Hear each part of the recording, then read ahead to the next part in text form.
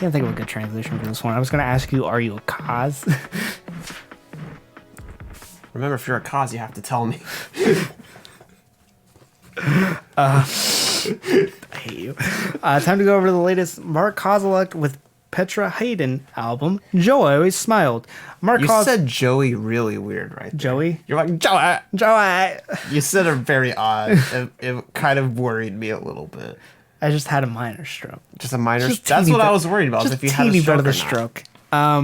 Mark Kozelek is a singer-songwriter formerly of Red House Painters and the primary artist Sun Kill Moon.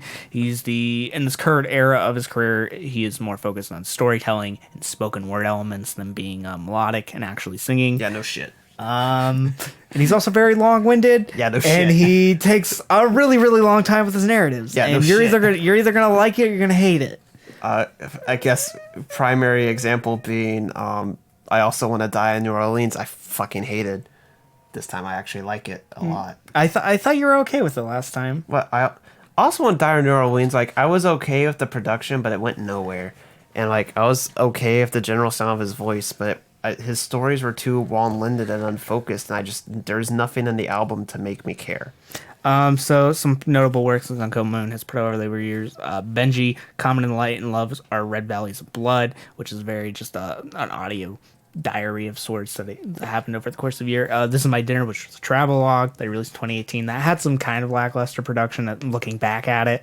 But I think the travelogue narrative was really interesting, and it kept me entertained. I found that to be a really entertaining album that I probably will never go back to, but I really enjoyed the stories being told. Found it to be almost like a podcast, audio, like a music podcast of sorts. It's basically if we took one of our shows and just had somebody put like a guitar underneath it. I'd be cool with that. Yeah. And I also Want to Die in New Orleans, which I think the stories were just less interesting. The production, I think, seemed a lot better because they had Donnie McClassen and Jim White under it, so it was more jazz instrumentation. There was no sense of progression in it. It was just the stories didn't connect. Yeah, that was the biggest problem. And like even within the same track, the stories didn't connect. Yeah. Like the production just like it was the same like basic thing for like 10 straight minutes. Then there'd be a sudden unexpected change up, but then they would just keep doing the same thing that they changed to for like another like 5 minutes, then change it up again, and it was just there's no sense of progression, and there's nothing that carries you through these long ass times of this like unchanging production to get to that switch up. Yeah. Petra Haden is a violinist. She has been a member of That Dog, Tito, and Tarantula, and the Decemberists. She's worked with the likes of Foo Fighters, Beck, Weezer, Sun-O, and Green Day. What I like about that is there's only one consistent band within this, and that's Green Day, because they're consistently bad. I hate you. And yeah, just going over this, it's some light violin occasionally. Mm-hmm. Some at the end she appears in vocals. I think she also appears on here, but this is just Mark Kozelek. Just being Mark Kozelek. Yeah. And you're either gonna, it's like, again, depending on whether you just like this performance or not. And if you hate it, there's nothing for you here. I'm sorry. If you didn't like Common as Light, you're not gonna like this. I guess I should listen to Common as Light. Common as Light is good. That's my favorite. Because like Benji he's kind of melodic. He sings a lot more, but Common is it's the nice balance where like singing the hooks. Yeah. And he's more spoken word, but that's like his best use of it. And I think the most interesting, also probably the longest. I think that's probably as long as it on the date. Yeah. Going over this, so you got tracks like Parakeet Prison, which he's recalling his childhood from the ages of 4 to 7, which is weird because it brings back memories of his dad taking him to this Parakeet. A parakeet salesman, and how they as kids like nicknamed it Parakeet Prison because the parakeets kept dying whenever they'd get them. Also, they were kept in like this huge cage. Yeah. And they would just shit everywhere and smell like ass. Oh, that's what happens when you have birds. And how the parakeets kept on dying when they would take him home, and they just kept on flushing them. How they had to tell his dad to stop bringing him there, but their dad wanted them to have something bright and colorful in their dark lives. And also talks about things like the first concerts he ever went to and his first time ever going out to the coast where he ended up moving and spending the rest of his life, the early signs of his parents' upcoming divorce, Yeah. things like that. Yeah. And then brings it all in by discussing how like all of these small, seemingly insignificant things that happened as a kid like had this like huge, long-lasting impact on him as an adult. Yeah. That's the one where I can dictate probably where the elements of the story are. Yeah. All these, like, I remember a lot about this album. I just don't remember like what tracks they take place in because like I had to like listen to this as like once and like just embrace it all in and just listen to it and not like pay attention to like how long were these tracks, like what tracks they were. I remember the 1983 era MTV music is the soundtrack to Outkast being bullied by jocks. One, he says that so many fucking times and it's really annoying, but I also find it kind of funny. It's kind of funny. That's the longest track, and I'd say it's also possibly the weakest track on Yeah, here. because it's the repetition of what he's saying, and also he just goes on tangents about like various styles of music and how he didn't like them. Yeah. But also, it has this really cool intro that's like jazz, like I guess hi hat. I can't remember if it was a hi hat or it was a snap. But it was really cool how it was laid out in the percussion because that had a little bit of a different flair to the track, which made it interesting. As we were 5 tracks in, I remember some point in this album he's talking about Kurt Vile. And he went into depth about how Kurt Vile's final band or former band, how he left, which I think was really interesting. I think that was a Nice People All Around. I can't remember the track for the life of me. I remember stories from this.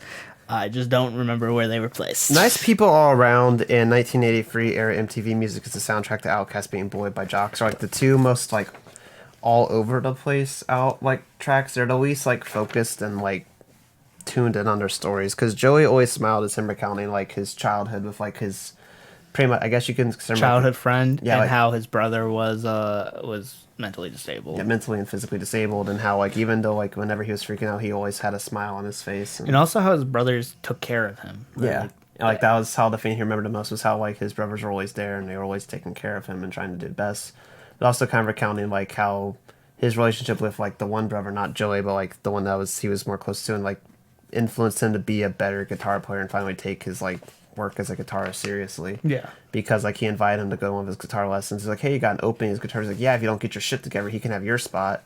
He's like, oh, okay, I'll fucking get my shit together. And his friend was only really able to play. interested. No, he was only really interested in playing the level of guitar that he was playing currently. Just playing bar chords. Yeah. Like Black Sabbath, pretty much. And then like Rest in Peace, Arlie Ermey's pretty much exactly what the title says it is. It's this weird tribute to Arlie Ermey and like how his role in like Full Metal Jacket is like this weirdly calming thing for him, which it kind of is. It's also the moment where I was like, I wasn't frustrated with the track. I was frustrated with Mark as a person, because he went on this like tangent about like how like the second half of Full Metal Jacket sucks. I'm like, it doesn't. That's a very common thing. It's a very though. common thing, but like it's so common. I like the second, third act. It's good, but like I think people like unfairly, because like the first act is like so distinctly different. Well, the first act is very like pop culture. Yeah, it's very just like flashy. And where the third act is like really gritty war film where they're being picked off one by one. Like the first act is like, it's a fucking YouTube compilation like waiting to be made, basically, of like insults, and that's what it is. And like, yeah, it's funny, but like at the same time it's like also like fucking terrifying, because you realize like how fucking awful boot camp is and how dehumanizing it is. And then the second and third act is like, hey, this is the end result of this. These people go and they die and they kill and no one gives a shit. Yeah. And like, you can't have the first act without the weight of the second and third act pointing out how bad this whole picture is as a whole. Yeah. That was more my film like major like being critical of this, but that has nothing to do with the actual song. The song itself is very good. Yeah. He's discussing how like he can't watch it out loud at night when his girlfriend's trying to sleep, because like you can't, no matter how low you turn it down, Arlie Ermey is just going to be loud as fuck when he's insulting people, no matter how quiet you make the movie. And then even if you have it on mute, you feel it. You can feel it. You can feel his anger.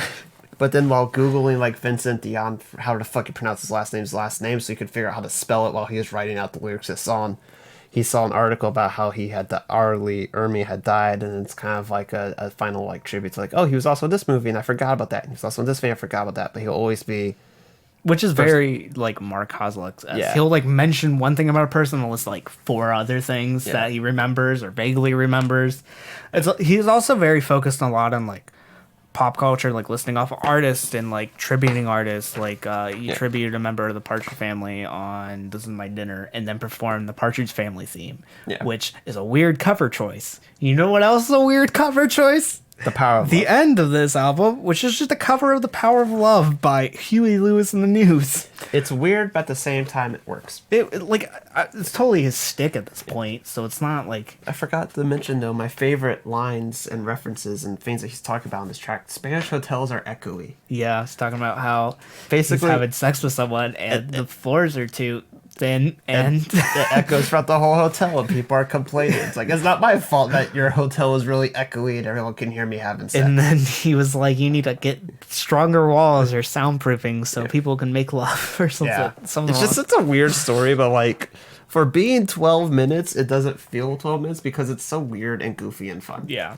I think that may be the same track where he's catching up with, I forget who, an old friend, and he has a family, and he was, when he first met him, he was like 20 something. Yeah. And how they've both grown, and how he's just getting older and older. Yeah. As one does. Yeah. The cover of Power of Love is very intimate and very more reflective of work pre or during Benji. Yeah. Yeah. But I find it interesting. I find this really interesting. He's not doing anything new on here. No. Yeah, it's like, and that may not be a bad thing because like It just works. I think I was thinking about this the other day when I was listening to it. Is like he's gonna like he constantly every like 6 months he puts out something, and it's like not all of them have to be like Common as Light level projects. Like some of them can just be like this, where it's just like an audio like podcast or an audio podcast, music podcast, where you're just like just saying stuff, and it's just find it really interesting. I find it very akin to like listening like a grandparent talk, and they'll share like weird stories. Like a wise person doesn't necessarily have to be a grandparent. Yeah. Yeah, this album was very interesting for me when I first listened to it because I listened to it and I was flying back from Florida on the plane, and so I literally like I got my phone out, I put in the album, I was like, I don't know who the fuck this Mark Kozelek guy is, but like I'll see if this is any good, and I hit play, and I hear the instruments start, and I was like, this sounds very familiar. Then I hear his voice, I was like, oh fuck no, because I remembered how much I did not enjoy listening to the Sun Kill Moon album as my first review ever on this show. Yeah. And then like I was just sitting there on the plane, I was like, at no point have I like stopped wanting to listen to this. Like this album, I actually was able to. I got through all the way in one sitting. It captivated me, and like I listened to it, and like at no point was I was like, I want to go back and listen to like the John Times 2 album had come out at that point. I was listening to that a bunch. Like at no point did I like want to switch back to one of the other albums. Yeah. I wanted to finish it. Yeah. Which I did not want to do at all when I listened to Sun Kill Moon because it kept losing me and kept making me not care. Yeah. This album, I don't know if I will ever come back to it. I feel like it's more like I'm more likely to come back to this one than This Is My Dinner because it's more stable in terms of the production. I'll come back to tracks, definitely. Like I'll listen to Parakeet Prison again, definitely. I'll probably listen to Joey Always Smiled again. But yeah, it's a lot of fun. I had a lot of fun. I think this is just a great experience that I don't know. It's not something you'll listen to frequently or at all past this one listen, but I really fucking enjoyed it. It's something you should at least listen to once. Yeah. And at some point Mark will switch up or maybe he won't. Or maybe he'll bring in a second vocalist for Parakeet Prison. There's a second vocalist for Parakeet Prison. I didn't write down who it was. I forgot. No one cares. But that was interesting. That's an interesting point we could bring up, but I don't think it really matters at this point. We're still late in the review. Keep in mind, the all scores are futile and meaningless. Right now, I'm feeling a 8-. I'm feeling a solid 8. Yeah. That's why I said spoilers. It's not going to be an Everpod 5. Yeah. It's a solid 8. Yeah. It's good. It's not new. Swan's good. It's new. It's new. It's not new. It is new, but it's good. It's not like it's nothing new though. Yeah. It's new, but it isn't new. It's a new album. It's nothing new, but it ranks with. I have a more positive experience than with this than I Always Still Want to Die in New Orleans, and it's a little bit better than This Is My Dinner. Even though I think some of the God, I want stories dinner right were now. way more intimate in This Is My Dinner and just seemed there was also a running theme that I think Yeah. tied everything better together. But this is pretty loose and it seems more tight. Yeah. Or it seems pretty tight, which is interesting. I think we're gonna leave it at that. Yeah, that's that.